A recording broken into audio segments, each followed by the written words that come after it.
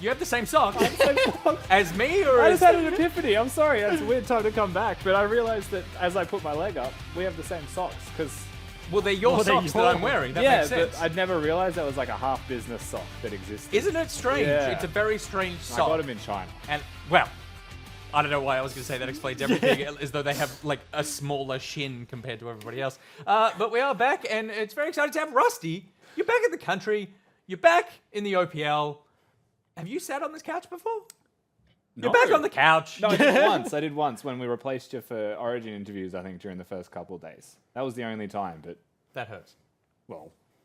He filled in.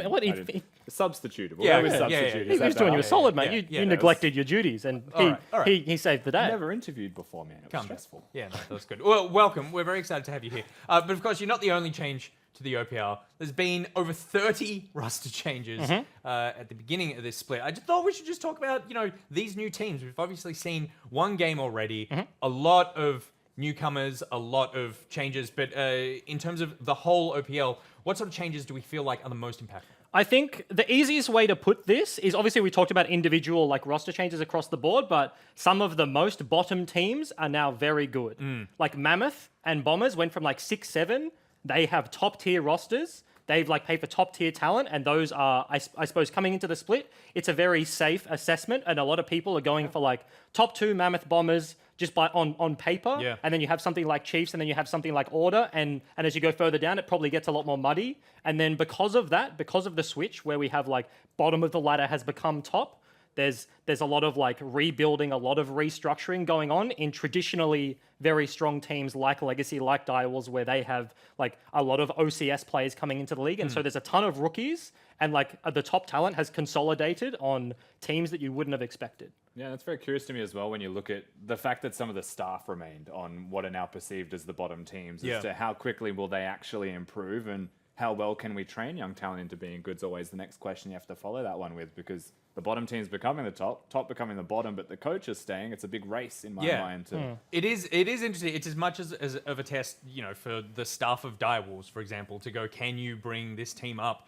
to the level that they were 4 months ago? And obviously probably not straight away, but is that potential sitting there? Bryce, what changes do you like the most? What surprised you? Are there pairings of people that have grouped up that you didn't see coming, or? I think the very early in the off season there was like rumors about everything, because everybody thinks that like they're keeping a secret, but it's like esports, man. Like everybody, everything just goes out the window, and everybody knows everything. It's like everyone has these secrets, but then every night they all get on the same comms and all just talk to each other all the time. It's like it's not that good at keeping secrets. Yeah, but so like there was some like player stacks that became like fairly obvious, and it was dependent on like which team they were going towards.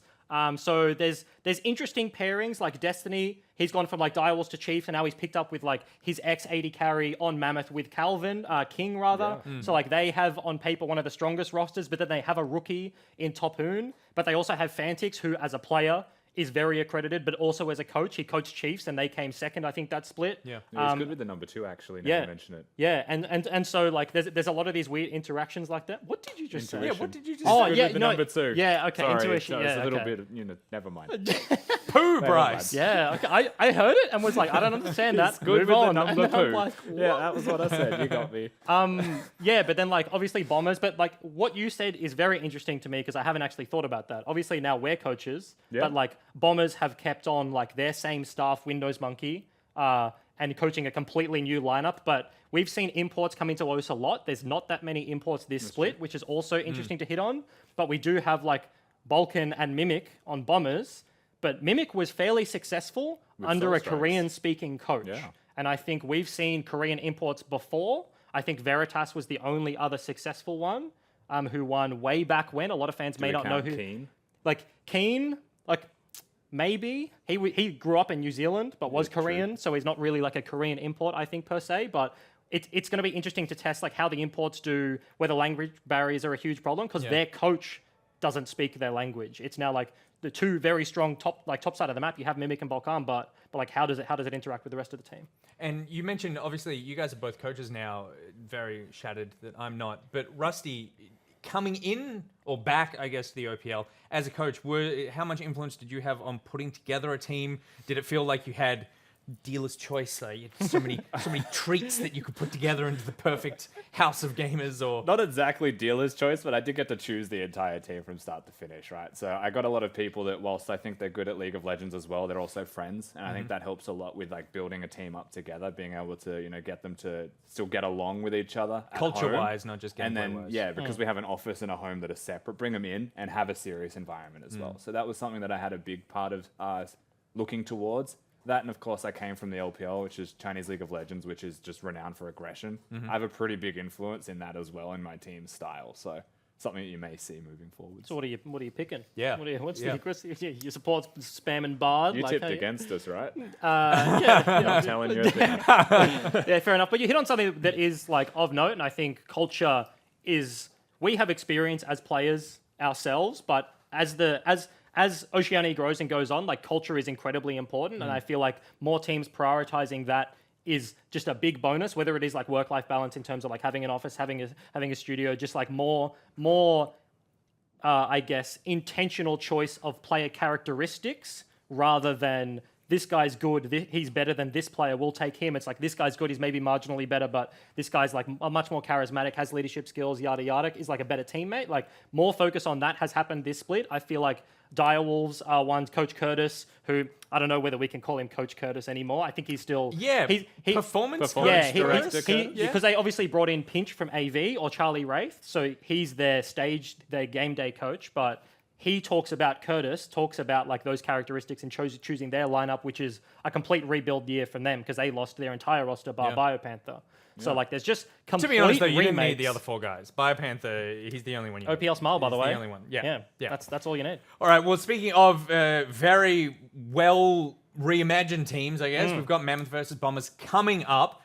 First of all, let's just get to the spicy tips because we need to know who you want. Unfortunately, I didn't turn out too well for the first one, but I have tipped Mammoth for this one, and it looks like Jake is the only one that is going to Bombers. I'd say that Mammoth are the favourites coming into this one based off the tips, and of course, you're now in the loser's position at the moment. How dare you? But if we go by the favourites continuing to win, it'll be yourself and Jake arm wrestling for that chili. Oh, is it an arm wrestle? No, is it it's not an actual arm wrestle. Sorry. I guess it could be if Spawn wants one. I think it should be an arm wrestle. I don't. Okay, so let's take a look at Mammoth's roster and see what the new Mammoth looks like. And I'm going to take... Rusty, you can talk. All right, I'll do it. Their coach is Fantix. You should know Fantix has been around for a very long time and is a star-studded player and coach now, like Ejim has mentioned. But Topoon, the new player in the top lane, Babip in the jungle, Triple in the mid lane, King and Destiny in the bottom lane. And this is a superstar roster. These are good boys. This is a good League of Legends team. This is, and it looks like also, I want to say baseball jerseys? Baseball jerseys. These are fancy boys as well. King's not wearing the glasses. Oh! Yeah. Oh, is he going to wear the Gucci glasses on stage? Wait, can we see?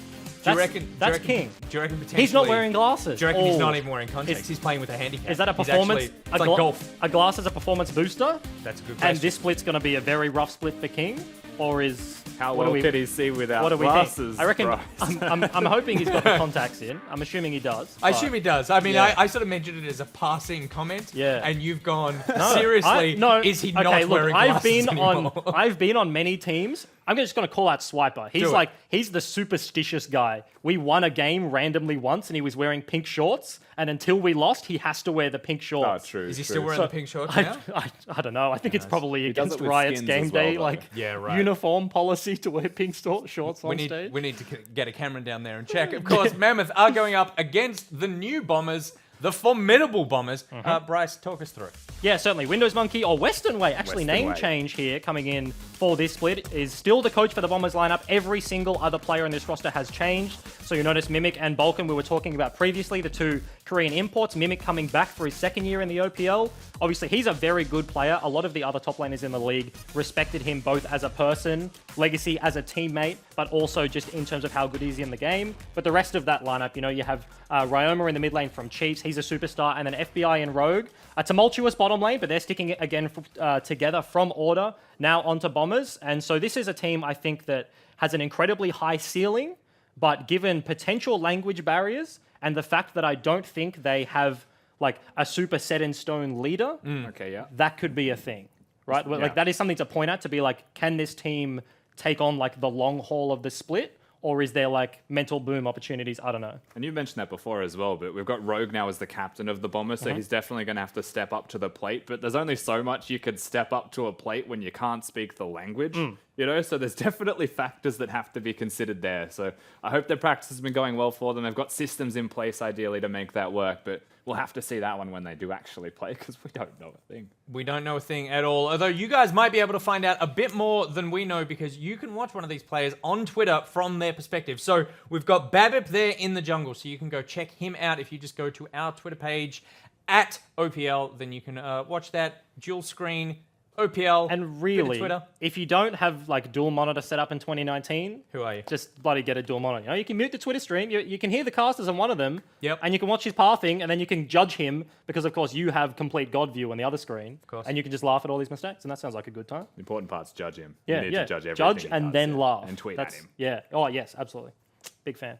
All right, good. I'm glad that as long as you follow all those instructions, that you should be fine. I'm going to throw it over to the customer's desk now. We've got Spawn and Vandy.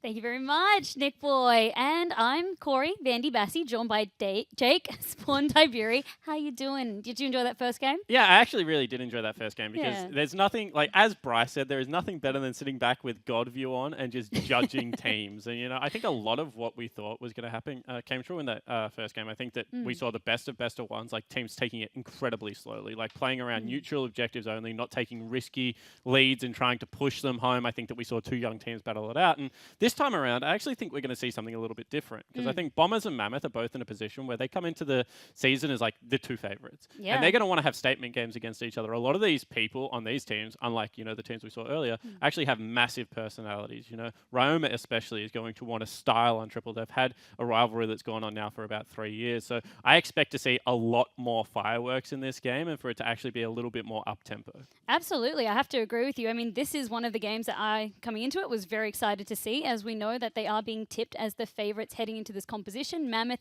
they're a super team. We know that 4 of those players have made it to OPL finals. Yep. That's a huge deal. Yeah, it certainly is, especially given the fact that they're like the recent OPL finals. We're not talking about the OPL finals from like 5 years Back ago in the when golden Bryce day. was running around playing League of Legends. These are the new champions that have been on teams together. King and Destiny, when they first teamed up, became, you know, the new power bottom lane after the era of Raider and people like that. And I think that this team has kind of chosen who they've come together with, and honestly chosen their coaching staff as well in Richard Sewell Fantix, means that there is a lot of pressure. They've painted a massive target on their back at the start of the season. They were very boisterous in the off-season. As soon as they came together, they didn't want an existing top laner. They wanted to mold their own top laner. I don't think they thought the other top laners were up to par for where someone like Topoon could get to. So I think that this is a lineup that, yeah, honestly, they probably didn't make many friends during the off-season, and, you know, now need to put their money where their mouth is and play some good League of Legends. Well, one thing as well, we have seen a couple of super teams in the past kind of come together. It's always that great sort of situation where you pick and choose the best of the best, but whether you have that cohesion,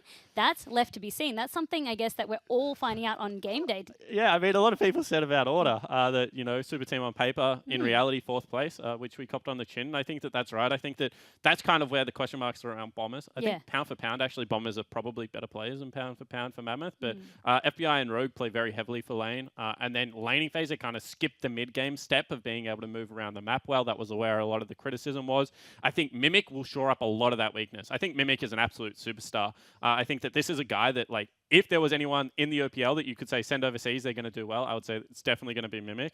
And I think that they also have, you know, now Balkan that can help out their 2 lanes in mid and bottom that do want to play heavily for laning phase.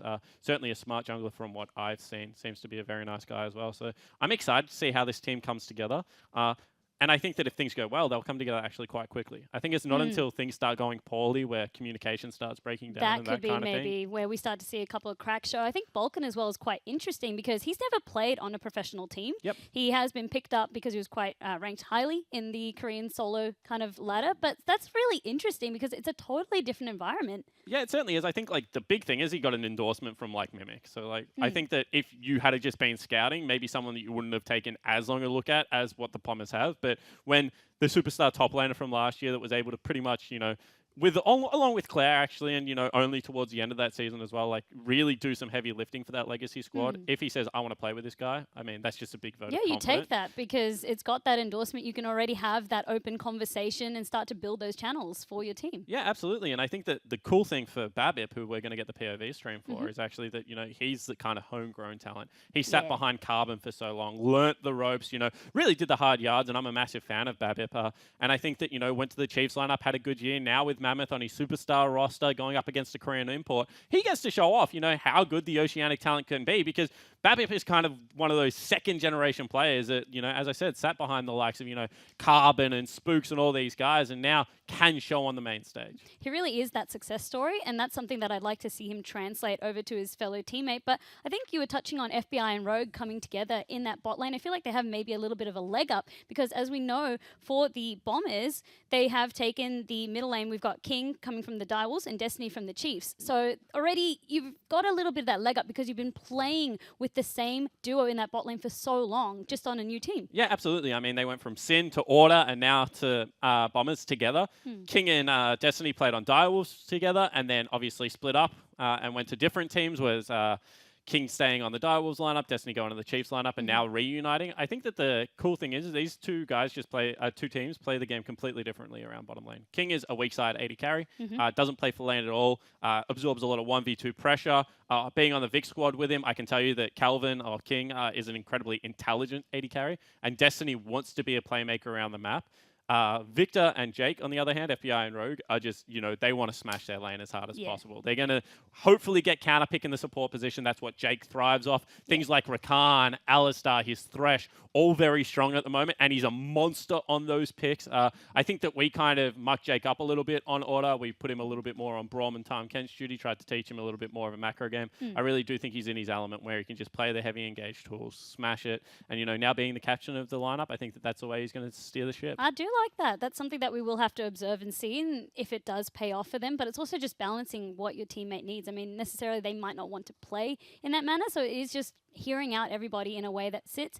And also the mid laners, you touched on it a little bit. What are you hoping to see? I you said, the fireworks. Yeah, I hope we get like one of those matchups we just saw, like a LeBlanc Syndra or an Akali Aurelia, or like a matchup where they actually... That's high skill matchup. Yeah, exactly right. Where they get to like flex their micro, if you want to call it that, or their individual skill. I think that the cool thing is that historically, I would give the score to Triple now. When they were on Sin and Avant, you would have said Ryoma probably was eking out Triple. Then obviously went to Direwolves and Chiefs, and Triple definitely got the last laugh. I mean, he won 2 titles. He showed himself internationally to be a powerhouse. This is a guy that has been able to trade blows with international mid laners and actually look very good. So I think that if he gets his right matchups, if he can kind of bait a matchup where he can take something like a Vladimir, for example, as a counter pick and really try and put the screws in, he can run over a game. In saying that, Ryoma on his day is probably the best player in the league. He's just a very scary inconsistent, mid-laner. which is probably what Tommy wants to get out of his game at the moment. He wants to become that consistent carry threat, but on his day, very good. He will win you a game.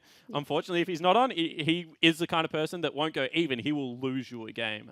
It's interesting you say that, because remember, this is a best of one format, so you can't really afford to be on your off day because you need to make every game kind of count. Yes, it is going to be the triple round robin, but still you don't want to be losing games just because you had an off day. So it's really on to Ryoma to pull up his socks. Yeah, especially not against a team that you think you're going to be next to on the ladder, right? Yeah. If you think you're going to like 1-2, like you expect to beat You everyone can. else in the league, then these are the only games that matter for these teams, Absolutely. right? This justifies who comes first or second. And we all know in the OPL, you come first, you get a free ticket to the grand final, you get a free ticket. It's a dream. Potentially to something like Rift Rivals after Split 1. Like, that is a position you want to sit in. And, being first cap off the way, probably being game of the week in a lot of people's eyes as well. There's big pressure for these two teams to be able to perform immediately, which is why I think a lot of the analysts went for Mammoth, because as a pre-packaged ready-made team, It looks so good on paper. Absolutely. You're taking a rookie top laner, but, 4 veterans with title experience versus, the failed Order bottom lane, with a couple of Koreans in there, as well as, Ryoma coming across from the Chiefs, and once again, all the pieces look good, but is it going to be, Frankenstein, a little bit of a monster when you put it all together? Or is it actually going to come together and work harmoniously and really be able to carry through? Yeah, interesting to see. Just letting you guys know at home that we are experiencing a couple of tech issues on the stage. Hopefully not too much longer before we can jump into this game. We have already been forecasting, I guess, how we decide the game to kind of go. But you were talking a little bit about how, best of one, it's going to be do or die. But especially for Mammoth, I think the biggest thing that comes through from them is going to be, I guess, the metas that we see. Because with both of them, I mean, for everyone, this is the week that we get to see it. We had a huge break. This is going to be week 1, day 1, and already, like you said, you're fighting for that first position. Yeah, absolutely. In their eyes. And I think that the big thing for Mammoth is that they have a lot of flexibility. Triple has a really deep champion pool. He plays assassins as well as control mages.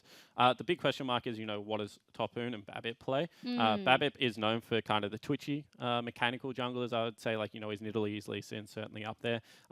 Had a couple of games on Sejuani. I wasn't a massive fan of his Sejuani. In fact, I called him out for it a couple of times. I think he improved in his tank pickups. Yeah. Going into someone like Bombers are that team that as long as they get the champion they want, they kind of can ignore matchups to a certain extent. They just feel so confident Absolutely. in it. Yeah. I think, if, for example, if they get a Sejuani Aurelia, I don't think that they will care what the jungle mid duo of Mammoth play. Because that's I think comfort that, for them, yeah. They will just look to run over mid lane. If they can get something like, Kai'Sa Alistar or Kai'Sa Thresh bottom lane, I think that Rogue and FBI will just be happy with that. They get to dictate the pace. So it comes down to these picks. Absolutely, because, FBI went to Korea in the offseason. I think he was ranked number 3 or number 7 or something like that on the solo queue ladder. And if you look at his games, it was just all Ezreal Kai'Sa. So it's not like he's out there hiding his picks and being like, I'm not going to show this to this team because I want to pick it. No, he just plays what he is strongest at, builds such a good champion pool. And then it's just about, as a coach, all your job was for these kinds of players was to just secure them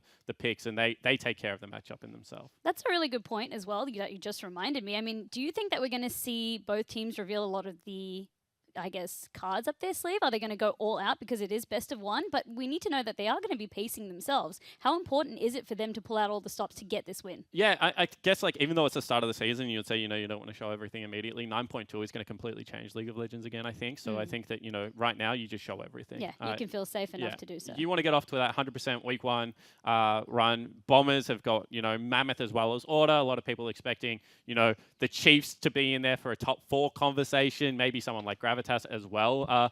But then all of a sudden on the flip side, if you're the Mammoth lineup, your game next isn't as difficult potentially. So I think that, Bombers will have to show a little bit this weekend. And I think that no team is going to hide something and risk losing as opposed to just showing it all. You might as well just go all out. You need that win. It's not going to really make a difference if you're keeping it up your sleeve.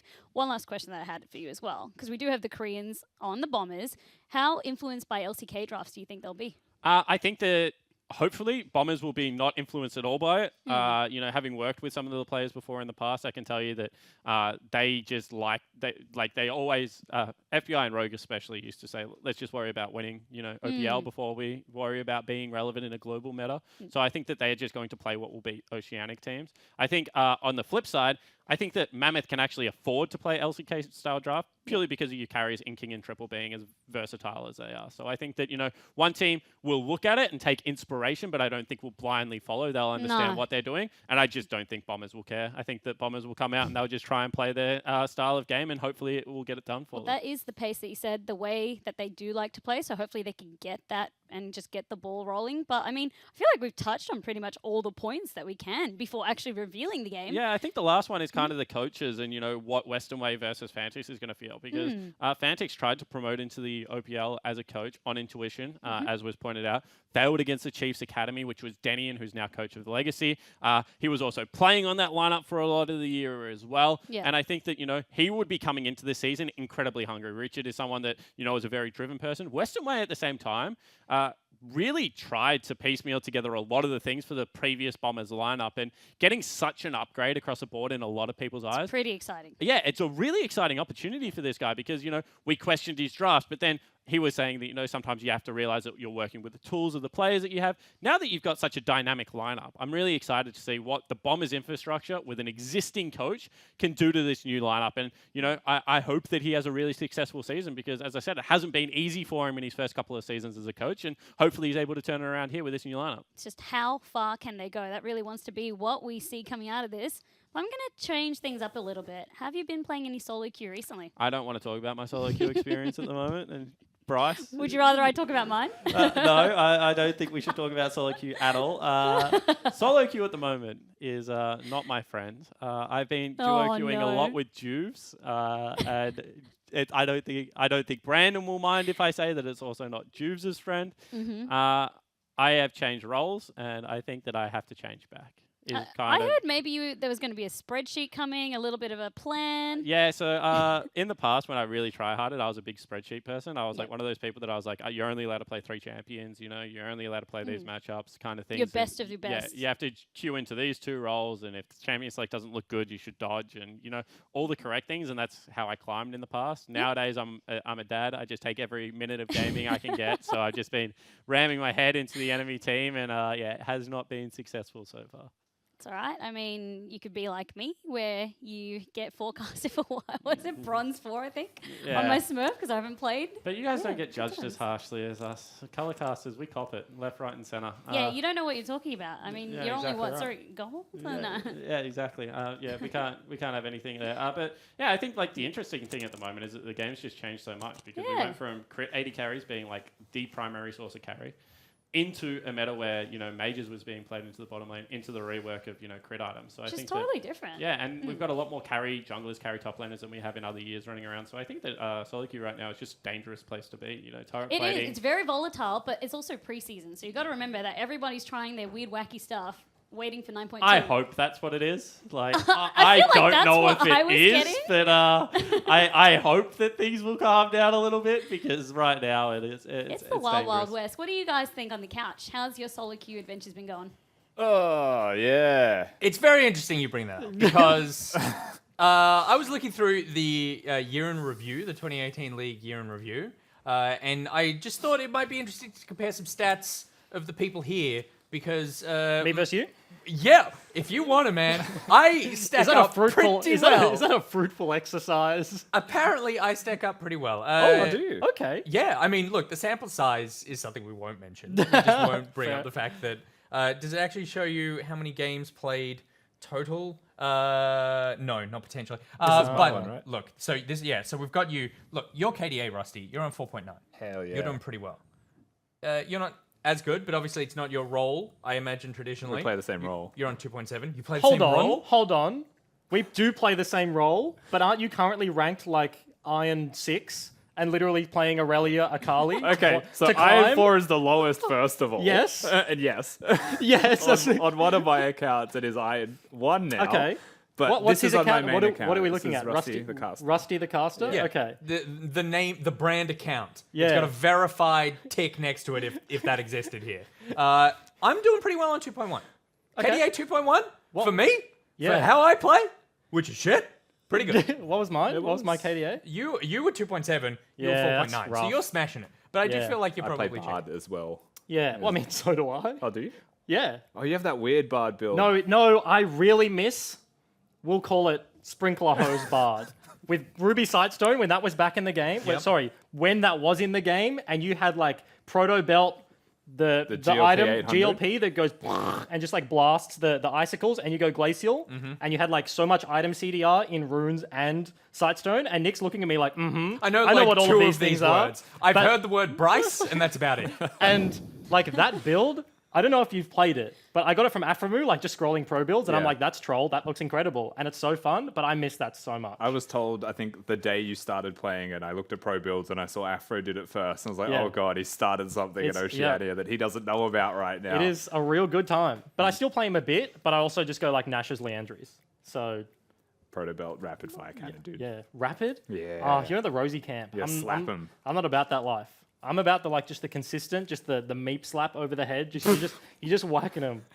Okay, look, speaking of whacking them, I don't know where that's going. We're going to go to average deaths. Rusty, you're doing pretty well, 3.2. Okay. This is not my strong suit. Puts Your me KDA positive. is high, your average deaths is low. That's Okay. kind of what you want. Yeah, we take those. I mean, they kind of work in tandem. Yes, they do. You're on 5.7. Oh, that's not rough. great. That's not right. good. Nah, That's not good. I don't like that. I'm on 5. As a coach, that's disgusting. I'm on 5. So I'm That's- better than a coach. That is what you're saying. Sample size, probably 27 games, but we'll ignore that. There's a thing with coach fingers. You know, the second you stop playing and you start coaching, you Thank lose the ability. Finally, someone gets it. Someone has the courage to bring up coach fingers. Can I It's just a say, real problem. Vandy was talking about the spreadsheets and a few like little Jake interactions where he's like, yeah, we were sitting on this couch in rehearsal and he's like, Bryce, I think I'm switching back to AD carry. And I'm like, Jake has told me, hey, Bryce, I'm going to try hard in solo queue. I'm switching to X role 70 times. Every time it lasts like 3 games and he's like, nah, jungle's so much better. In Plays saying jungle. that- Nah, jungle's garbage. Switches to some AP alley support. God damn it.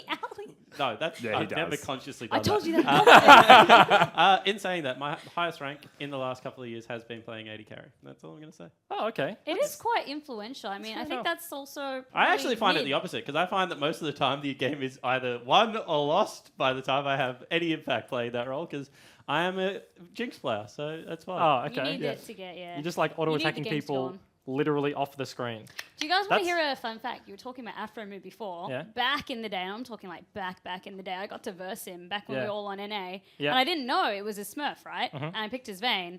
And I actually dominated in lane. And then Yeah. his mid laner just came and just flash tibbers Wait. me entirely. So you for the rest of smacked the game. around Afro. You were against Afro or he was your support? No, I was against Afro. would've been Oh, his it AD was It was carry. an AD carry Yeah, off. yeah, yeah, And I yeah. did really well in my lane, but you know, he was maybe just having a bit of fun because it was a Smurf. And then I was like, wow, this is great. And then the mid laner just came and Yeah. just killed me a million times. And I was Only irrelevant. an AD carry can like walk into bot lane and just be like, support is so easy, bro. And just like start throwing around Leona. God damn it. I just want to point out, this has nothing to do with what we're talking about at the moment, but someone in chat, I don't know how to pronounce your name, I'm going to say Arcana, says, I think one muffin is missing compared Yes! to earlier in stream. There's also Arcana!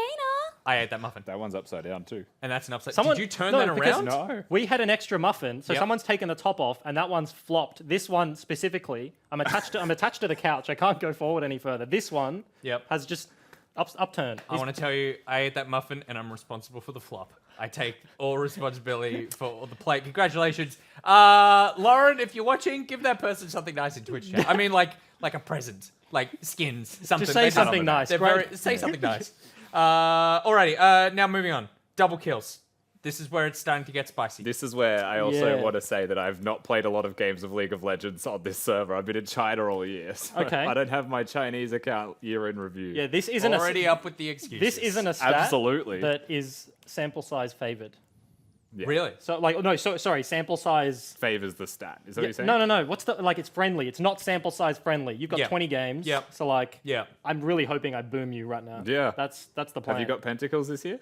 I don't think I actually don't. Oh, I've think got so. think I information boomed about him. that. So, Rusty, you talked yourself down. You got 141 double kills on this. Bryce? Oh, wait, 141 double kills in 20 games. Yeah, he's a That's madman. not. I don't know how many games I've played now. I'm gonna have Oh, to check. because He's yeah, probably lying. He's probably played 400 Literally- kills. yeah, probably literally. lying. Okay. You've got 77. Wait, I'm actually pathetic. That's awful. I mean, I That's strictly embarrassing play even by my support. standards. I strictly play Nash's Leandry Bard. No, Oh, I actually hold on. support. I strictly, Yeah. I'm actually. I don't know if we're going to get to this, and I think you're not going to pick me up on it, so I'm going to just roast myself in this regard. But Do it. I am so upset that my best champion is Thresh, and my win rate is just garbage. Oh, yeah, and you were like, saying this before. Thresh isn't like a double kill champ, and I think I've played the most of Thresh, so like this is my cop out in that regard. But I'm just so upset how awful I am at Thresh right now. It's oh, you talk about coach fingers. Like Yeah. it's been a year since I played professional, and my Thresh is just.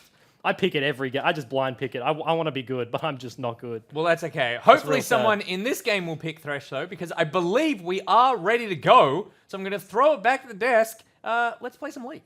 Alrighty, let's do this. You ready? Yeah, I'm ready to watch pros You were play born because ready. the only thing is that, and I mean this in the nicest way possible to our entire casting team, we are no longer good at this game. There is not one person that actually. We speak with a lot of authority on this show. And trust me, you know, maybe some of us are smart. Maybe that could be a possibility. But the fingers no longer work for a lot of us. But we are into pick beds. It's Coach Fingers. That's what we're going to go with, hopefully. Let's get into this. Alrighty, first ban that we do see coming out of the blue side is going to be Akali. Mammoth is going to be on the blue side. Bombers on the red side. Cassiopeia taken off. Rusty was touching on this a little bit more, where you just cannot let her through. Yeah, you can't, especially if you are FBI. FBI is not going to play any games versus Cassiopeia this year because he is an 80 carry player and he wants to play volatile laning matchups, and Cassiopeia is just so incredibly strong in the 1v1, 2v2 bottom lane scenario. So I like that ban taken away there. I think that the other thing here is that they're trying to give Topoon a lot of protection on the side of Mammoth. That is potentially 3 top laners taken away in Akali, Aurelia, as well as the Camille, and trying to help him out against Mimic. With the rest of the picks as well. I mean, I'm already seeing so many flex picks getting taken away. You've got that Aatrox, you have the Akali, Aurelia, and even the Camille taken away, followed by the Lucian. So it seems to be the theme of the bans coming out from both sides. Yeah, it certainly does. Blind pick Alistar. This is incredibly strange coming through from Destiny. As we said, big Alistar player wants to be able to roam around the map. However, there are counters right now in the current meta, and this is what I was talking about. It's going to be just a blind pick Kai'Sa as well, locked in for FBI. That is just typical quintessential FBI. You know, with Victor gone, sorry, not with Victor gone, with Lucian gone, with Cassiopeia gone, just locks in his next best champion, willing to take it into anything. Kai'Sa last game, I mean, we did see it in different hands, but you know exactly the playstyle that you're going to get with her. It's all about making sure that she gets fed and then she can create those picks, also bolstered by that Urgot. I do like, with the first pick of the Alistar, it is very bizarre, but it's not giving away any cards, really. So then they followed up with the Scion. I mean, he can be flexed. We have sometimes seen him in either the mid lane or the top lane. Yeah, it certainly can be. It's also a counter pick into the Urgot, so they can follow it around. Actually picking both their solo laners here as Ryze get locked in. Not expecting to see him in the marksman position. So I expect this to be potentially triples pick up in the mid lane. I also expect him to be running Aftershock. Aftershock Ryze at the moment is just very hard to take down. They know that they can third pick Ryoma's mid laner here with any kind of assassin that they want, so giving some protection. But it doesn't look like they're going to go towards it. So that Kai'Sa Thresh duo in the bot lane, so it is going to be FBI and Rogue dictating the pace of the game. You did say that if they did get the picks that they want, they're going to be feeling very, very comfortable with the Thresh.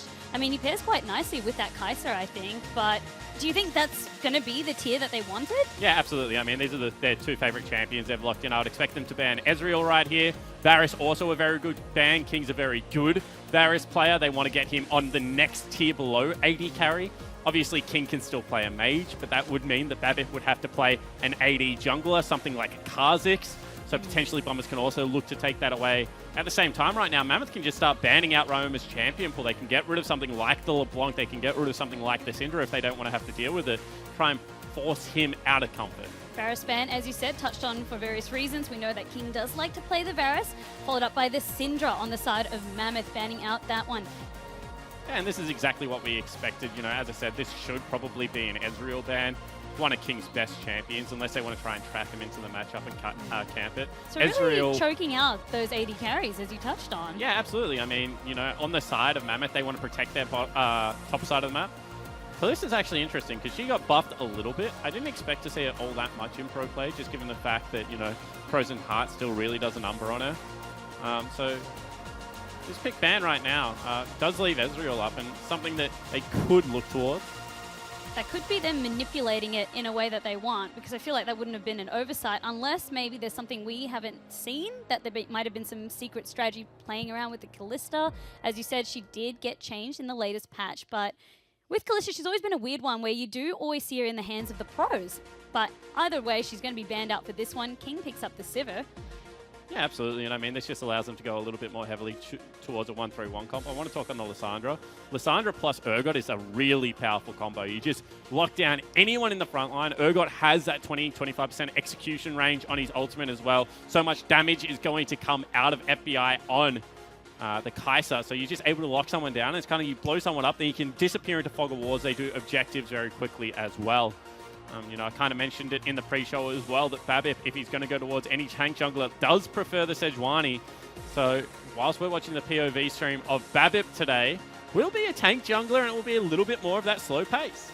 We do. I was thinking maybe we could see a Lee Sin coming out, but it's going to be Evelyn to round out that jungle pick. What do you read into the Evelyn? Are you liking it? As his most played champion is one thing that I will give away on Korean solo queue. He is an Evelyn abuser.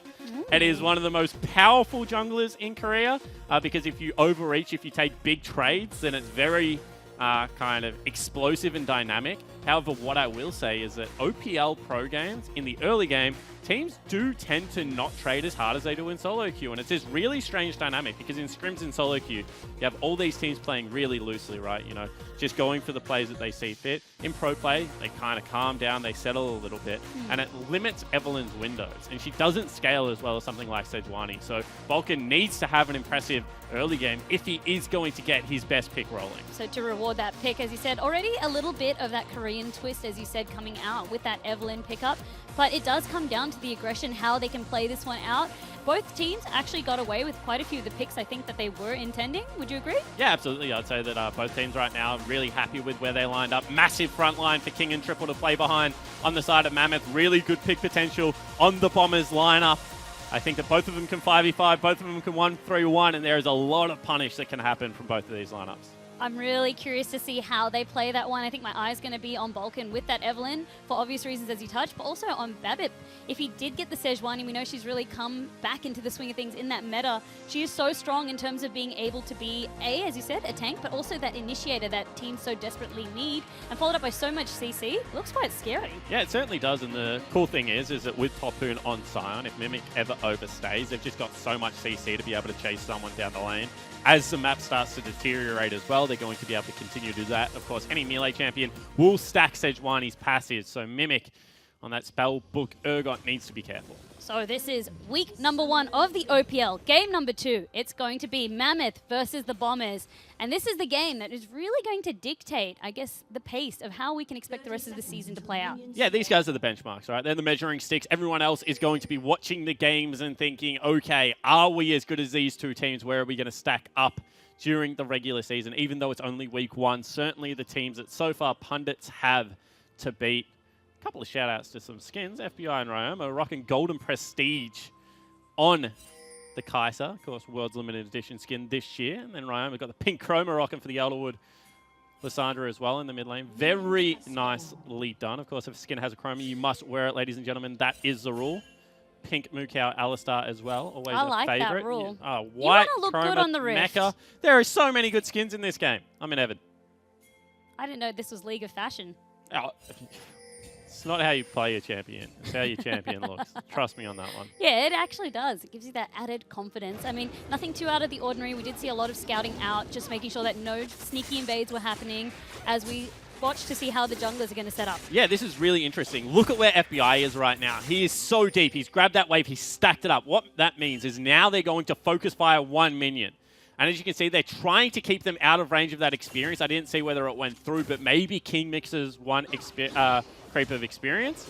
However, FBI takes about 30% of his health there, which isn't good. And that was possible because Balkan started on Raptors without a leash.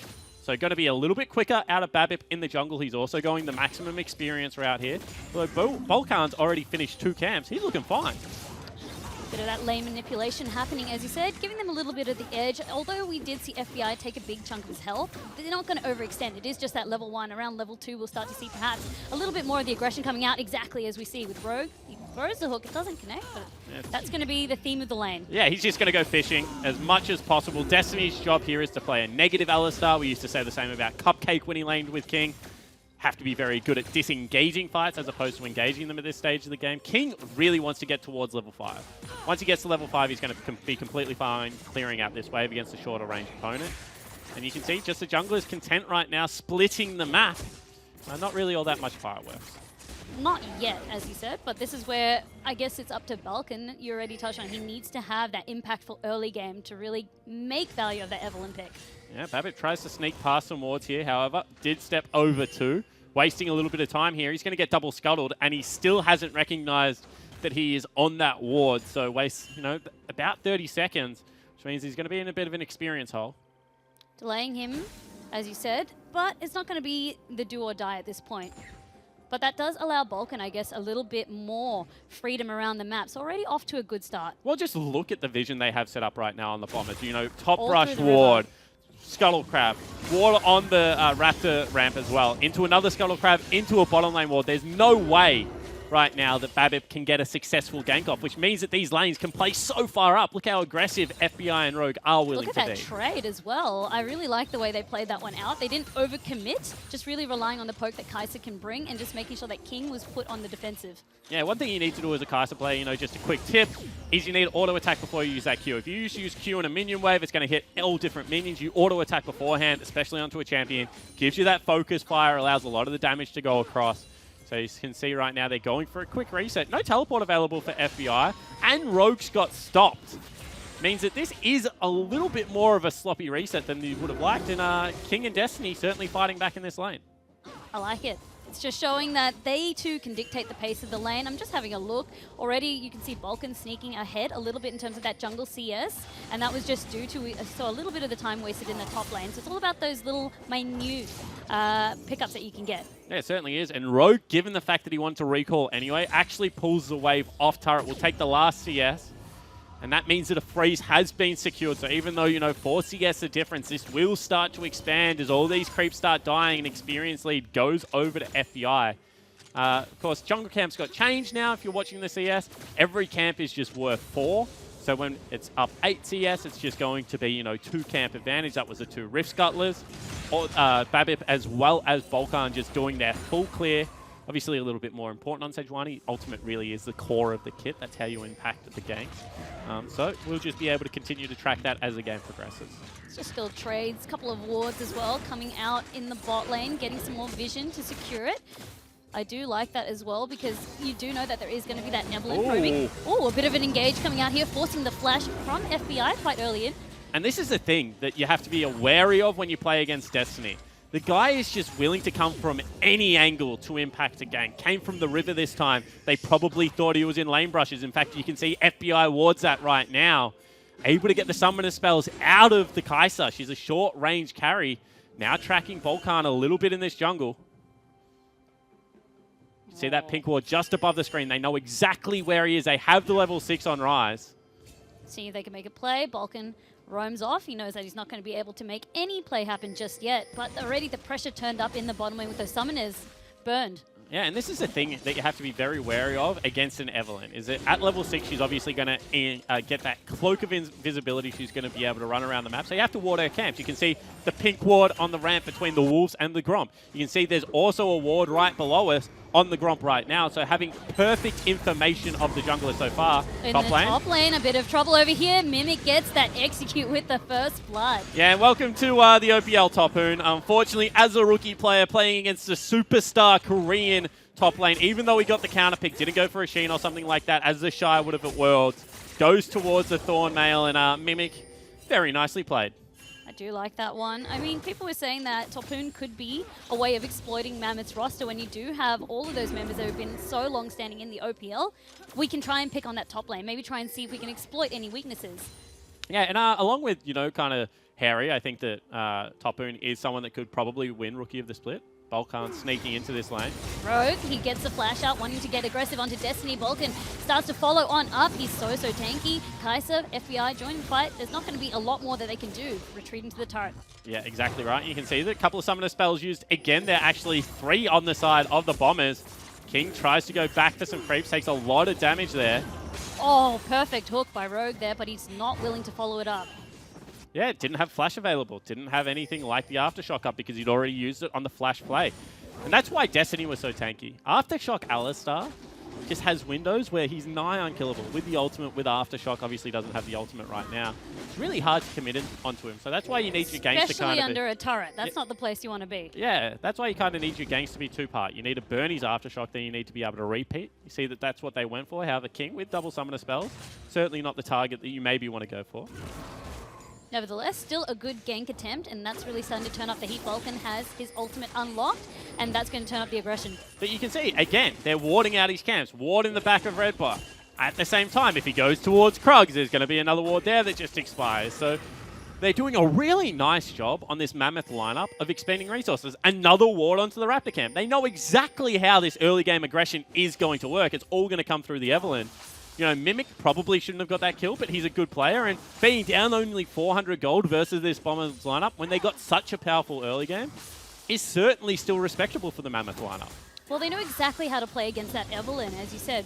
By properly warding, they're expecting it. And I think that really just shows why we respect Mammoth so much, why we've been hyping them up so much. Yeah, and this is the thing, right? Is you can be a mechanically gifted team, which they are, as Balkan once again visiting top lane. But they're also a very smart team. You know, I always credit King with being, you know, not only one of the best mechanical AD carries, but being one of the smartest. And I think that this team as a whole kind of encapsulates that. And certainly looking forward to seeing how they continue here. Balkan getting sneaky now, trying to invade the blue. And he does also drop the control ward to make sure that there is no vision. Meanwhile, though, you can already see Babip, he has no awareness of it taking place just yet. Trying to look for a gank instead. Yeah, don't know whether they saw the passive come on to Destiny there, which they would have had to. So obviously giving away the gank a little bit there. Also use the Kaiser W to scout out. Of course, grants vision wherever it flies over. They thought they could sneak Babip in because of the fact that both FBI and Rogue had gone upriver to get themselves a Scuttle Crab on Balkan's invasion onto the blue buff. So very nicely played there from the Bombers. Also showing their understanding of macro certainly is up there.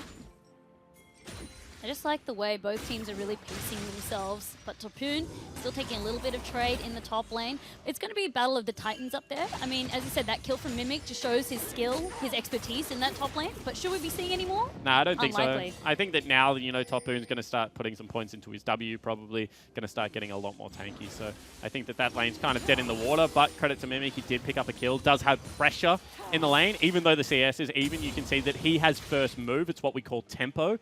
When you push in a lane, you're able to go help your jungle. You're able to get some vision on a camp. You know, you're able to move around the map first. And eventually, that's going to mean that he can either roam mid, kill triple, you know, go with Balkan, go into Babip's jungle, pick up another camp, pick up a kill there, you know, get some more vision down. It's all the small incremental steps that win you a game of League of Legends. That leads into my next thought process, really. So you talked about what you'd like to see coming out of the early. What are the next steps for both teams heading into this mid? Yeah, I think that right now, Mammoth are kind of just hoping that they can, you know, maybe get themselves a Rift Herald or something like that, try and open up the map. It's only an Air Drake that they would have to sacrifice if they flipped the map. At the same time, Bombers just want the map to stay exactly like this. You know, Balkan's doing a good job of getting in their kind of lanes at the moment, clearing out some good vision, relieving a lot of pressure. FBI and Ryoma farming up a Storm. They're going to get to the mid-game power spikes. We've already mentioned Mimic. So I think that, you know, Bombers would be very happy with how the game's current trajectory looks. And who do you think is going to scale a little bit harder? Because you were touching about if Balkan can't get that. Ooh, Balkan, however, he has spotted triple and he's happy to lead out some aggression, not spotting the rest of the Mimzo backing away. Yeah, absolutely. And you can see Aftershock came in there. As soon as triple got the Rune Prism down, he becomes unkillable, you know, a little bit too tanky. So going to be nothing much there. I think that it kind of depends how the fight shapes out, to be completely honest. You've got such a big front line on the Mammoth lineup. As we mentioned, they're about 1,000 gold down, but the tank's itemization is much more efficient, much cheaper. So they're going to be happy fighting front to back. At the same time, if somehow Mimic and Ryoma lock someone down, is actually in the top lane, Topoon uses his ultimate to run away. Yep, getting away. But right here, we actually do see so much damage coming out onto Rogue, running into 3 members. That's a really nice gank set up there. They're also Teleport going to be able to across. Yeah, burn the teleport out. Oh, but it does get interrupted by triple. Man, that's interesting because it changes. FBI in some trouble, maybe. FBI is in a lot of trouble. Destiny is trying to go in. Flash had to be burned. He is following suit. King is sticking to him, and they're happy to wait. Destiny pops the ult, gets away with it. Yeah, certainly does, and that's a lot of summoner spells, but a big toll of mental warfare there because they were able to pick up the summoner spells on FBI as well. They dive so deep for him. Meanwhile, you can see Mimic still pushing in that top lane, trying to pick up some gold for his lineup. Ryoma cheats down to cover it. I was going to say the changes to teleport meant that you can no longer cancel it. Previously in League of Legends, that would have been a cancel for half teleport duration. However, did it too close to triple. Thought he had rotated to the play. Now Balkan drops Shelly in the top lane, looking for first turret. That's it, trying to see if they can now recover some of their losses, Right, take down man. this turret, and also maybe get Topoon down. He is managing to buy a little bit of time for himself, and Mimic is sticking close to him. He does disengage, noticing that the Herald's still up. You see, he has to burn the stopwatch for that. You know, probably would have picked it up for an ultimate out of Mimic, something like that. However, has to use it on the turret dive. Looked like Balkan was going pretty low. However, turret also fell down, so a very well calculated dive. That gives Bombers, you know, the early 1,500 gold lead. They're down in kills, but they're up in pretty much every measurable metric around Summoner's Rift right now. They did manage to really swing things around and make sure that they didn't lose too much from that gank attempt that did happen. And the resource expenditure was huge, right? You used 4 summoner spells in the bottom lane out of King and Destiny. You also used the flash on Babip. Got yourself 2 kills, but you didn't really get any turret plates or a dragon. So just kills as opposed to the neutral objective. Bombers, at the other hand, were able to open up the map, see whether they go for anything like a flip or whether they just continue to send Mimic back towards the top lane. Because that would be the typical rotation coming out from them. Yeah, well, normally you break bottom lane turret first, so you move your duo lane. It's very hard to lead with Mimic. What he can do maybe is get a lot of priority and cheat mid or cheat towards Dragon, something like that. But really, taking top lane turret isn't the most ideal situation. Like, you take it. If you can take first turret and had to be top lane, obviously you would go for it. But really, teams generally do put a lot more pressure bottom or a lot more pressure mid. Ooh, Ryoma finally coming across, maybe looking to try a gank attempt over here with his lane completely pushed out. Rogue is clearing the wards for him. And this is a good play from Ryoma because he knows that Triple probably is picking up his blue buff. They had the timer of that, remember, because Volcan took the last one. You can see that Mimic is cheating there, does take himself a Scuttle Crab. And now Ryoma takes all that pressure, floats at bottom lane, and now when he goes back to mid, he has Mimic, although that's a deep teleport coming in bot. That is, you can already see so many members in that bot lane over here. Tapoon is being the one focused on having to burn the flash. Doesn't even matter though, the hook is going to finish him off. FBI getting that kill. And that was so deep that none of his team was there. No. That's one of those things that you either look like an idiot or a genius. And unfortunately... so many steps ahead. Yeah, unfortunately for Tapoon, just not having the rest of the team there, Triple not being able to get towards the play, you know, Destiny not being there either. That's pretty rough. And now Triple, you're in some trouble. Triple's in a lot of trouble. He's got 3 members and no chance of getting out here.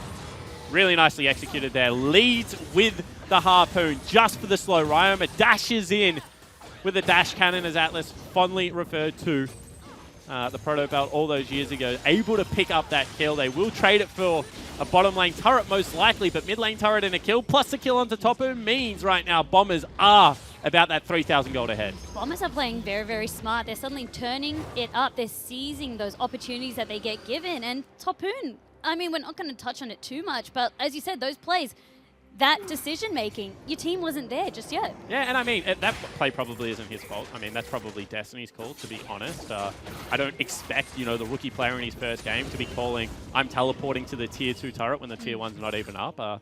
So certainly team blame there for the comms. I think that this is kind of the flip side of the Bombers, however. Everyone sits there and they say, you know, Mimic with a Korean-speaking coach, you know, everything went right for him. Now bringing in another Korean. What happens if it goes wrong? They have no captain. They have no shot caller. What happens if it goes wrong? But I think at the same time, you have to be very optimistic. What happens if it all goes right? You've got a monster of a team on your hands. Absolutely. You've probably got the best AD carry mechanically. Here we go, though. Ryoma is in a bit of trouble. King actually procs the ultimate, trying to close the distance. The flash keeps him in safe. Yeah, really nicely done there. Babbitt didn't have his flash available, wasn't able to smite first for a little bit of that movement speed reduction. Has gone blue smite. So, Ryoma will live just burning the summoner spell. Now they'll have to give another turret in the bottom lane and Bombers will just continue to grow their lead. It's great manipulation, and that was just a fantastic flash by Ryoma. A moment later, I feel like could have been in some serious trouble. Yeah, it certainly would have fallen down there. Doesn't have anything like a stopwatch just yet. Also going for a pretty greedy build. Actually starts with, now a little bit of engage in mid lane. Not going to work. I was going to say he started with Proto Belt, which means you're not generally going a mana item, but now he's going for a second item into the Luden's Echo, which will give him 30% cooldown reduction. You'll be, you know, a bit of more of an AP burst mage, but going to delay things. Drake being picked up as well by the Bombers. That's going to really help them start to snowball things. They are already starting to craft a nice lead for themselves. Yeah, certainly are, and I mean, you know, 3,000 gold at this stage of the game. Triple will trim that a little bit more, picking up a free turret for himself as well as some farm on the top side of the map. But now you can see Bombers just have first rotate to every play. Every single time they're looking for something, you know, they go for the dragon. So Triple gets a turret in response. Now they're pressuring mid lane. So all of a sudden, you know, maybe Tapoon can go bottom, get himself a little bit more of that golden experience. He's stacking armor quite heavily. So I think that, you know, we're going to see Bombers right now kind of start making all their moves on the chessboard. And it's going to be how well this Mammoth lineup can play from behind. Vulcan's hunting, but we do get a safe recall here coming out from Sejuani, from Babip. And I just love the vision that you can see coming out from the Bombers. With those turrets already, that first lane pushing out. Oh, Triple, he is walking straight into Babip. But look at the shield. Vulcan. I love the way he doesn't overcommit. He's just dishing out that damage. Yeah, exactly right. Now, all of a sudden, Triple probably in turret dive range. Ryoma able to clear out that wave, deny a little bit more gold, a little bit more experience. However, now they're coming in. Oh, that's going to be the engage coming out here onto Ryoma. Ryoma has to use the ultimate to buy some time for himself. Vulcan is on the flank. He's looking to see what he can do, try and get his team members, but luckily FBI comes and arrives on the scene. He gets one member down. They're looking for more kills. Babbitt has to flash. Rest of the members are trying to get in. Triple manages to get the trade onto Rogue, and FBI is in a lot of trouble. King flashing to confirm that kill. And I wish we had seen more of the player camera. Mimic now in the bottom lane. Oh, Falcon gets triple. So that's going to be a 3-for-2 trade, I think, in the end. Topoon also in some trouble. Yep, in that bottom lane as well. It's going to be trouble for Topoon. Mimic is ceaseless, dishing out the damage. Topoon is very, very tanky. However, he doesn't have the ultimate to run away with. Certainly doesn't. That's a slow. That is, they are still fighting it out, and that's just enough for him to take the execute. Mimic picks up another kill. Yeah, it certainly does, however, Topoon. The wave is very far off his turret. Nothing else going to come of that. Lots of things went wrong during that team fight, however. Rogue, hands on head, missed every skill shot. At the same time, you saw that Triple and everyone else expended so much. Let's take another look at this. So Triple's already very low. However, you can see that they want to go for the play. Ryoma's out. It's the glacial path. So watch him. He goes towards the wall. Doesn't go directly down the lane, has to take it early because that would have hit, gets the ultimate off. So now all of a sudden Destiny has no buttons. And you can see Ryoma taking a lot of damage, FBI flows in here, and this is where it starts to get really hairy. Misses the hook, misses the play, misses the ultimate, dies to the turret. That is not what you want to see, and so much damage coming out onto FBI. That means he's now stuck without a frontline, will fall down. Balkan, very nicely played here, will be able to pick up the turret onto Triple. And amongst all of that, I also swallowed a fly. Which I'm not happy about. And that's what I was saying. Things went wrong for everyone in that team fight. So it was just a disaster across the board. Was it a big fly? No, it was a little fly, but I don't know what it was doing in my air-conditioned studio. It's extra protein. It is extra protein. Rusty would be proud. Oh, you poor soul. Oh, jeez. That was a mammoth of a team fight in more ways than one. Certainly was. And, you know, Bombers coming out ahead again. 1-0 and 4 for their jungler. 6 stacks on the Dark Seal. It was an ambitious purchase. It was actually on his first recall. However, is starting to pay dividends. 2-2 and 2 out of FBI. Certainly not having the carry performance he would have looked for, but this is what the excitement is about. FBI and Rogue probably don't have to carry when Mimic and Balkan are playing this good. They have so many other members that can really just patch up the gaps. And I mean, FBI was playing quite well. We did see that misstep by Rogue that you saw, missing a lot of those skill shots. Suddenly FBI was exposed. I was thinking he could maybe pick up some more kills. But from both teams as well to capitalize and just turn things around. Very, very interesting. A lot of the members grouping around this top lane. Just so much coverage still, I noticed, from Bombers in terms of that vision. It certainly is. And you really got to start feeling for the Mammoth lineup because, you know, they've got this team fight initiation, but they've got no vision to be able to pull the trigger on anything. Not only that, Mimic is just constantly pushing Topoon in. And Topoon wants to be with his team. You know, he's playing the Scion. He doesn't want to be split pushing. Now we'll get a window to group mid, but they must pull the trigger here. Otherwise, it's just not going to work. Just a lot of passive Here we go. play. Oh, there you go. The Scion ultimate is going. He's looking for Rogue, who's been completely sectioned off. However, if you see, there's Destiny under a lot of threat. FBI is trying to dish out enough damage, but Alistair is so tanky, it doesn't even matter. We're going to get the execute. Also, taking out Topoon. And that's But still going on, though. That's what you didn't want to see. I mean, that was their one window to make a play. Topoon pulled up short, didn't go onto any of the carries. You could see that Rogue was able to get out of that fight with his flash. And all of a sudden, this is going to be Baron up for the Bombers. Babbitt maybe with a chance to steal. Triple still alive, can maybe portal him in, but it's going to be a prayer. It is. So they do manage to get Rogue as a bit of a consolation prize if they can get away with it. Ryoma is actually stopping Triple's recall, or safety, I guess, retreat if you want. It's not going to be an easy path for him. The rest of the members use the Blast Seed to catch on up, and Triple gets taken out. Yeah, it certainly does. 1-0 and 6 for Ryoma, having a very good performance. Teleported in behind Triple there, and that's what happens when you just don't have the vision. You don't have the tools to fight. You take a fight where it's not on your terms and you fall down. Mimic spotting Babbitt. They're not wanting to commit, just dishing out a little bit of poke over here. Babbitt can utilize the scuttle, get out. That Baron buff as well is really going to accelerate the push that they can now bring. Yeah, absolutely. I mean, they have such a short range comp, right? Kaiser's about 525, 550 range. Urgot around the same area, you know, 475-ish. So they're not really great at hearing turrets. All of a sudden, that doesn't matter because every wave after, you know, 20, 25 minutes now has a cannon creep in it. All those creeps are going to be buffed up by the Baron buff. So these 3 outer turrets should fall. And by the end of the Baron buff, you expect to be looking at, about that 8,000 gold lead mark, and maybe prayer territory for Mammoth and Topoon especially to start looking for these team fights. Now, I noticed that you put down Bombers as your tip to win, as did I. Yep. Any reason in particular? I just kind of know how the teams match up against each other. I think that we saw at Origin kind of a really cool preview to how the bottom lane was going to go. How you could be so right, but hold the phone because it's going to be triple. Yet again, focused by so many. The shield man just keeping a little bit alive. Ryoma gets the hourglass. However, it's going to be Topoon trying to get the ultimate over there. Big There's so knock much damage, and they keep going in though. It's going to be Rogue who falls yet again. Destiny taking so much damage. It doesn't even matter though because he gets a double kill. No teleport available for Topoon, but he does get himself to safety. You can see Volkan still looking over the wall. It is a 1-for-2 trade. Finally, Mammoth gets something in their favor. They knock away 2 of the Baron buffs. They also delay this push. Very nice team fight coming in there. Oh, just from the Bombers, just every time we see them execute, I think things are going to go bad for them, and then they're always just able to pull it right back. Yeah, they certainly are. I mean, this is what happens when you have just really good mechanical players. They make the best out of bad situations. That was a situation where they overdove for it. Let's have a look. This is a cleanse aftershock rise that has a minion prep for that bounce. So he gets immediate bounce into a big shield here and is able to just keep himself alive for long enough that Ryoma has to burn the stopwatch, something that he didn't want to have to use. You can see he has to burn the flash to get away, and a 3-man knock-up from Topoon there. Ultimate comes across, saves his life. Double kill picked up for Destiny. He's the one dishing out the final blows while the turret's picking up everyone. And the heat-up mechanism on turrets mean that they're no longer ignorable. You can't just juggle the CC on the turret and make sure that you're ducking people in and out. They start really hurting, especially if they're on squishies. And as you start losing these team fights, as shutdown bonuses go across, especially if those kills are onto someone like Triple, like King, this game can become a little bit dangerous, just given the fact that, you have yourself a super tank in the Sejuani, in the Sion on the top lane, and 2 AoE damage dealers that are mixed damage. Rise for that magic and Sivir for the AD.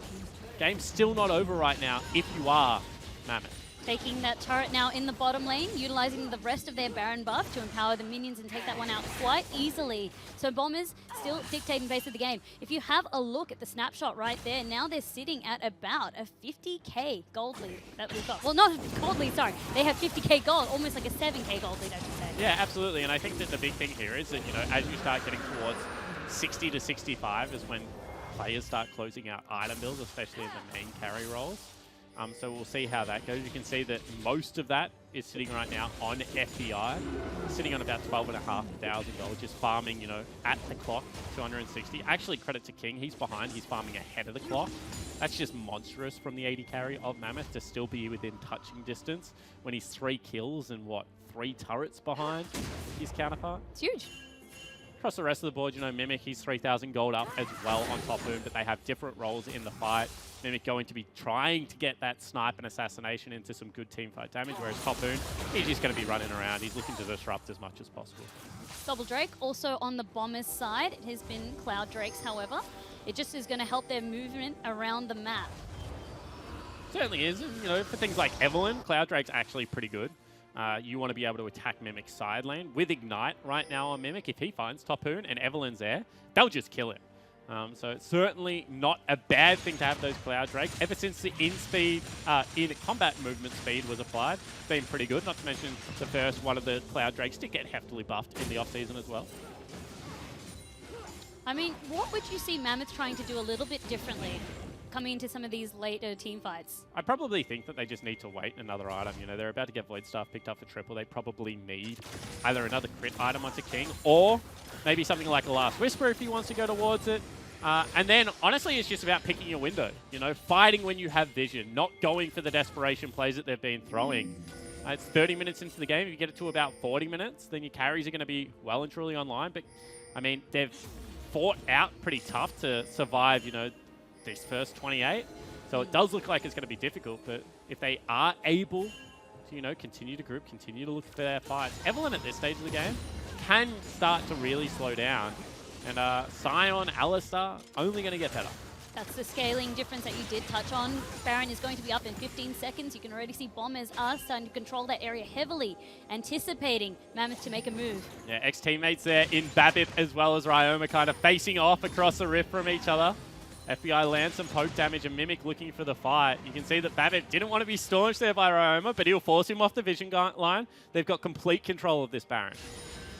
It's a scary situation to be in for Mammoth, too. You don't want to be letting that one out. Ryoma just poking for the time being. Neither team just willing to commit. But I feel like for Bombers, they've really gotten to fight on their terms for the most part. Yeah, and the reason is vision, right? So you have a look at how this Baron is set up. And this is something that you like Baron to see. started. It certainly is, but they've got a pink brush ward on the brush, and then the brush that Ryoma is sitting in, he's about to come over the wall. This should be a good fight. Yep. Babbitt is in position. They do have vision of it as well. They know that the Baron has been done. They know the health of it. Maybe looking for a steal. Ryoma actually trying to cut off Babbitt. Doesn't get Red in. team manages to get it. However, Babbitt is seeing what he can do. There's going to be so much damage coming out onto him, but it is Ryoma that gets turned by Triple. Babbitt has to get out of the fight, but Triple is still in amongst it. Dish out so much damage. King is the next to get a kill onto Balkan. Hourglass being popped, and the rest of the members, FBI starting to dish out some damage. It's not going to be enough, and just like that, Mammoth managed to win this fight. And what the heck? All of a sudden, Ryoma does not get the ultimate off. It was a CC from Triple layered with Destiny that turned that fight. They get Baron Shaw, but with 4 members dead, 30-second death timers. This is going to be at least 2 turrets in the mid lane, and all of a sudden, Mammoth right back in this game. Mammoth just show that it's not going to be down and out, not that easy. They know exactly what they need to do. Rogue is the only one left to hold the fort for now, and there's not much he's going to be able to do. Utilizing the Baron buff where he can, but that's just going to deter or slow them. They did get the double turrets. They certainly did it. You can see they're checking for a blue buff on the way out. Dragon about to respawn. Didn't catch whether it was another air. And you can see right now, Babbitt, he's looking for the back of the pit. And Ryoma's job is to try and land some CC so we can't get in. So Ryoma going to go over the wall with this claw here and going to look for Babbitt. Not only that, he gets kept out by Mimic at the same time, who blocks the body block. Ryoma flashes back in here. Immediate CC gets blown up. All of a sudden, Babbitt able to exit the fight, has the Ignite still ticking, just lending his passive there, which is so big for the melee champions. And they're able to win the team fight, only losing the jungler at this stage of the game. Not to mention all of the shutdowns that were picked up by King, who now at 325 CS with that Merc Scimitar is a 5-item carry and actually up on his counterpart in FBI. This is where things start to get a little bit scary. You really touched on, I guess, the weaknesses of Bombers. If they weren't able to get that Baron, well, they did get the Baron, but they weren't able to do anything with it. And now it just sets them behind. Just like that, they're starting to catch up on the side of Mammoth. And look at where Destiny is. Destiny's posturing so aggressively. FBI nearly face checks him because of how far up the lane he is. Has so much priority over this. This could be the base broken for the first time. However, they're not looking for it. Destiny has been an absolute monster. Even in that last fight, he was so critical in terms of turning onto Ryoma. That was just clean shot calling. Certainly was, and Destiny's always been one of those players, and this is kind of what I said. These guys don't care about matchups. They're looking for team comps. Destiny blind picks the Alistar, you know, with things like Morgana, things like Thresh, Braum, all available, but he just wants to be playmaker. Think about Osmata and able to dictate those team fights. Now you can see cheating very early back towards the lanes, making sure that his team's in a position to fight. It's only 3,000 gold 30 minutes in. Nothing really at this stage. And they send Triple back one more time. They might just look to fight at this inhibitor. They do look like they do want to try and posture around it. They managed to knock down the turret, not wanting to capitalize too much on it, not wanting to overcommit into the base just yet. Yeah, and the thing is that they have to have Mimic at the front of the team fight now. You can see he's pretty tanky. He got himself an adaptive helm as well as that Righteous Glory. So he needs to be frontlining because on the side of Mammoth, it's just so much more forgiving. You know, you've nearly got yourself a level 16 Sion. You've got yourself that level 15 Sejuani as well as Destiny. They can all frontline. On the lineup of Bombers, as you know, either Mimic is standing there absorbing the shots, or anyone that gets hit is dying right now from King. He goes for another BF sword item. Changing their attention into the mid lane and spotting King by himself. They dish out so much damage. The shutdown comes across onto King. This could be the opportunity that Bombers are looking for. This could be the game. King's got a 50-second death timer and all of the gold. That is such a bad positioning error. Walks up without any of that front line that I was just talking about. One inhibitor goes down. They're working their way onto the second inhibitor. Do they want more? Do they want to try and end the game here? Doesn't look like it. Instead, it's going to be Ryoma teleporting bottom lane. They might just use it to try and get triple inhibs. Still 20 seconds on the 80 carry of Mammoth, and just when the game looks like it was about to turn back, you know, Bombers find that crucial pick and re-extend that gold lead. You just see how much CC as well that Bombers have, but it's mostly you have to respect Ryoma. He's going to be the one that really just locks you into place. Yeah, absolutely, especially given the fact that he had, QSS available, used it, and still couldn't get out. I mean, just shows that the lockdown is there. The follow-up out of Volcan as well as Rogue, going to be very potent. Ryoma approaching that level 18 mark as well. Certainly starting to turn into more of a mid lane carry mage as opposed to just a CC bot that Lissandra is at the start of the game. I love that CC bot. Poor Liss. It's not just a point-and-click hero, you know. Well, she really is now, especially with Aftershock. When she used to run Electrocute and things like that, did have one-shot potential. She's still one of my favorites. I've got a very soft spot for Lissandra. She's certainly an exciting champion to have in the meta. I think that, Galio, Lissandra, Cassiopeia, the teamfight mages are really fun to watch. Scouting out. Baron going to be up in about 40 seconds as well, so certainly next team fight should be around that area, especially if Mammoth can continue to push out their waves. So for Mammoth now, I mean, they had to give up 2 inhibs, and with the Baron coming up, what do you want to see them start to do here? They just need to continue to push out. As my good friend Tim Carbon-Wendell once said, inhibitor, if you can't capitalize on it, it's just 2,000 free gold for the other team. Because it kills all your minions, pushes them into the base. You can see the King still farming an absolute storm. 380 CS, 34 minutes into the game. Can't stop the man. Certainly cannot. Probably going Bloodthirst the next. So if they don't get this team fight around the Baron, it becomes incredibly dangerous. At the same time, FBI's got himself an Infinity Edge on Kai'Sa, so he's also pretty strong at this stage of the game.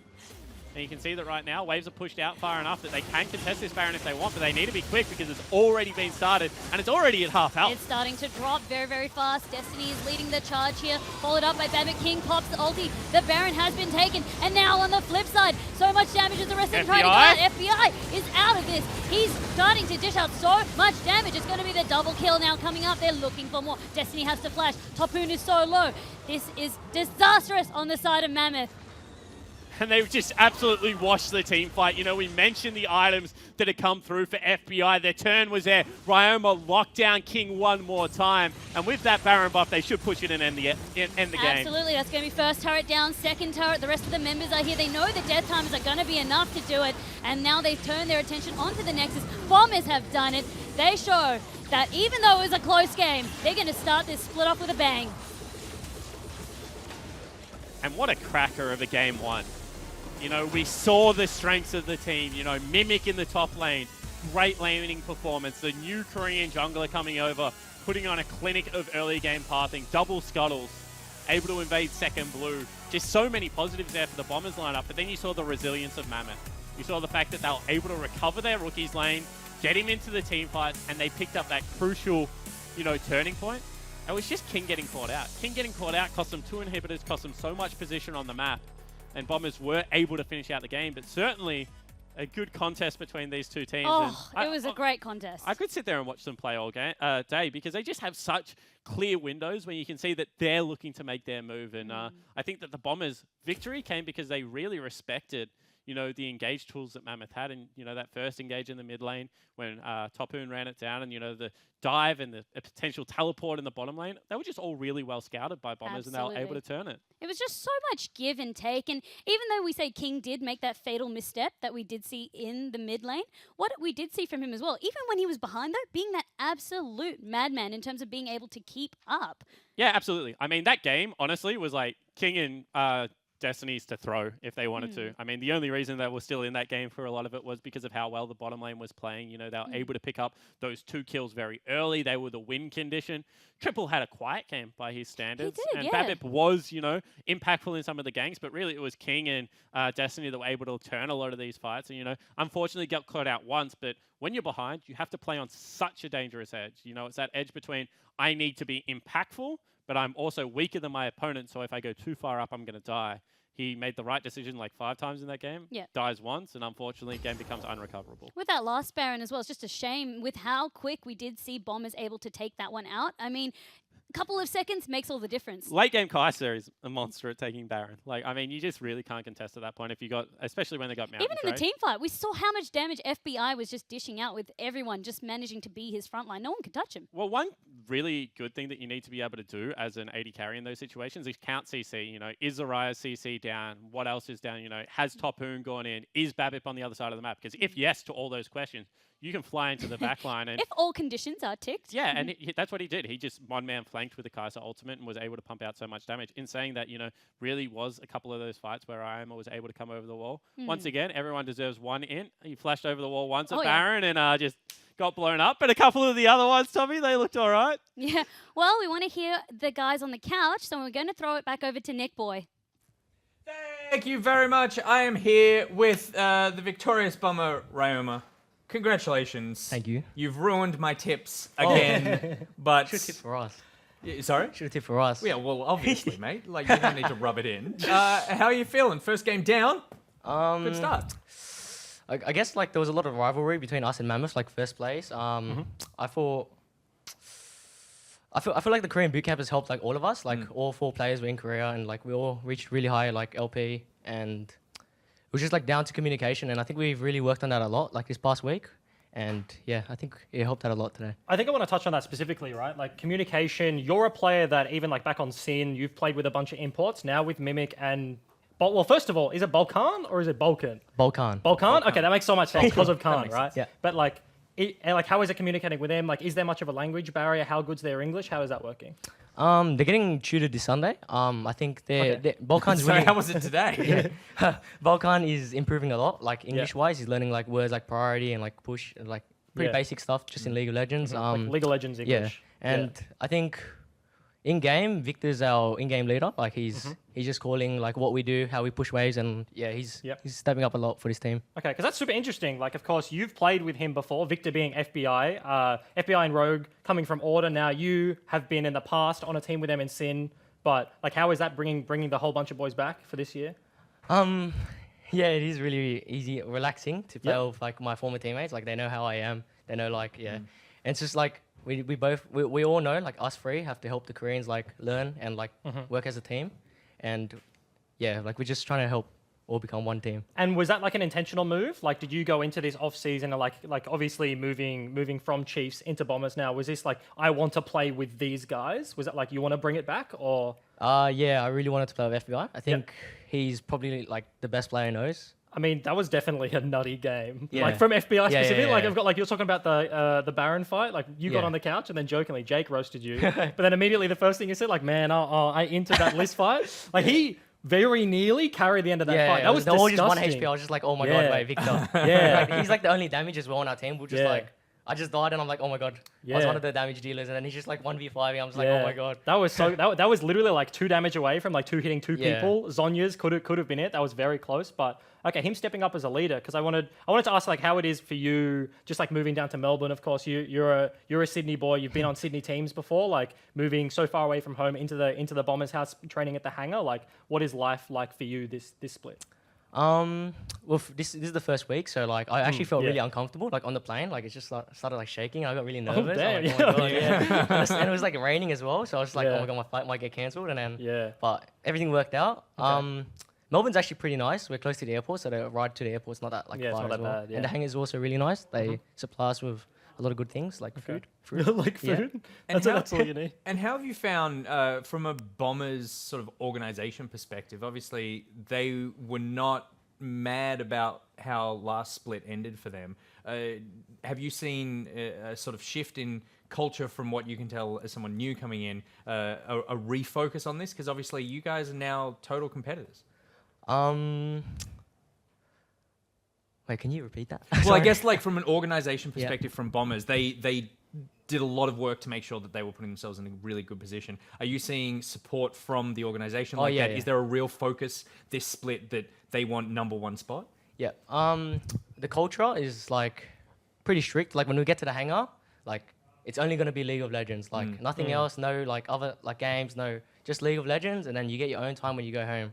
And we also have like PCs at home, so we can just have our own time there when we want. But when we arrive to the hangar, like we're just like on. We just focus. Beautiful. Well, look, the rework is working out for Bombers. Ryoma, congratulations on your first win for the season. May there be many more, and may I learn to tip you next time. We'll be back right after this short break.